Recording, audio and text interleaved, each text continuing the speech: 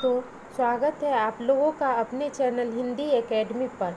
आज हम लोग संत कबीर रैदास जी के जन्म परिचय तथा उनके कुछ दोहों के बारे में पढ़ेंगे। संत कबीर रैदास जी का जन्म सन 1388 ईस्वी में उत्तर प्रदेश के बनारस के मांडूर ग्राम में हुआ था। माघ पूर्णिमा रविवार को इनका जन्म होने के कारण इन्हें रविदास के नाम से भी जाना जाता है। भविष्य पुराण के अनुसार इनके पिता का नाम मानदास तथा इनकी माता का नाम कमा देवी था। रैदास जी कबीर जी के समकालीन थे, अर्थात रैदास जी और कबीर जी दोनों जो थे एक ही काल के थे। मध्ययुगीन साधकों अर्थात भक्ति काल में रैदास जी का विशिष्ट स्थान है। कबीर के तरह रैदास भी संत कोटि के प्रमुख कवियों में विशिष्ट स्थान रखते हैं। कबीर ने संतन में रविदास कहकर इन्हें मान्यता दी।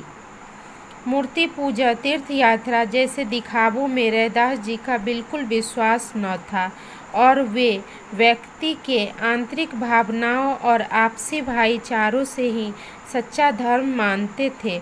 इनकी भक्ति भी कबीर की तरह निर्गुणवादी है, लेकिन उनका ईश्वर आक्रामक नहीं है। वे सरल भाषा में अपनी वाणी को प्रकट करते हैं। इनकी भाषा सरल, सुबोध तथा व्यवहारिक है, जिसमें अवधी, राजस्थानी, खड़ी बोली और उर्दू फारसी के शब्दों का भी मिश्रण है।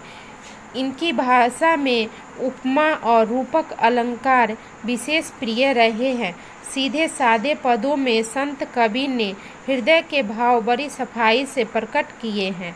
इनका आत्मनिवेदन, दैन्य भाव और सहज भक्ति पाठक के हृदय को उद्वेलित करता है। इनके 40 पद सिखों के पवित्र धर्म ग्रंथ गुरु ग्रंथ साहब में भी सम्मिलित है।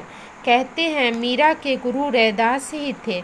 हिंदी पंचांग के अनुसार माघ पूर्णिमा तिथि को हर वर्ष गुरु रविदास जयंती मनाई जाती है, क्योंकि इनकी जन्म तिथि को लेकर इतिहासकारों में मतभेद है। इनके कुछ पद निम्नलिखित हैं। प्रभु जी तुम चंदन हम पानी, जाकी अंग अंग बास समानी। अर्थात रैदास जी कहते हैं, इस पद्य के माध्यम से वे कहते हैं कि यदि भगवान आप चंदन हो तो भक्त पानी है। जैसे चंदन की सुगंध पानी के बूंद बूंद में समा जाती है। प्रभु जी तुम घन बन बन मोरा, जैसे चितवन चंद चकोरा। अर्थात प्रभु जी अगर आप बादल हो तो हम भक्त किसी मोर के समान है, जो बादल को देखते ही नाचने लगता है। यदि प्रभु आप चांद हो तो हम भक्त उस चकोर पक्षी की तरह हैं, जो बिना अपनी पलकों के झपकाए चांद के देखता रहता है, चांद की तरफ देखता रहता है। प्रभु जी तुम दीपक हम बाती, जाकी ज्योत बरई दिन राती।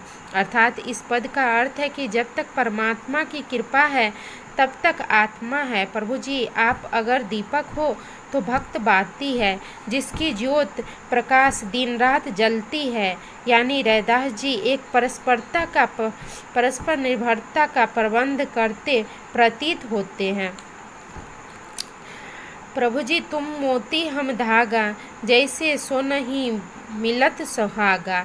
अर्थात कबीर रैदास जी कहते हैं भगवान और भक्त के बीच के संबंध को स्पष्ट करते हुए कि भगवान के बिना भक्त का कोई अस्तित्व ही नहीं है। यदि प्रभु भक्त हैं, मोती हैं, तो भक्त धागा है। दोनों मिलकर सुंदर हार बन जाते हैं। दोनों का मिलन सोने पे सुहागा के समान है। इन पदों का विशेष दास भक्ति की प्रकाष्ठा है। रैदास जी की मृत्यु 1527 ईस्वी में हुई। इस तरह से रैदास जी का जीवन काल 129 से 130 वर्ष माना जाता है। धन्यवाद दोस्तों। अगर आप लोगों को वीडियो अच्छी लगे तो इसे लाइक और सब्सक्राइब करना न भूलें। फिर अगले वीडियो में हम कुछ और कवियों के साथ मिलेंगे। धन्यवाद।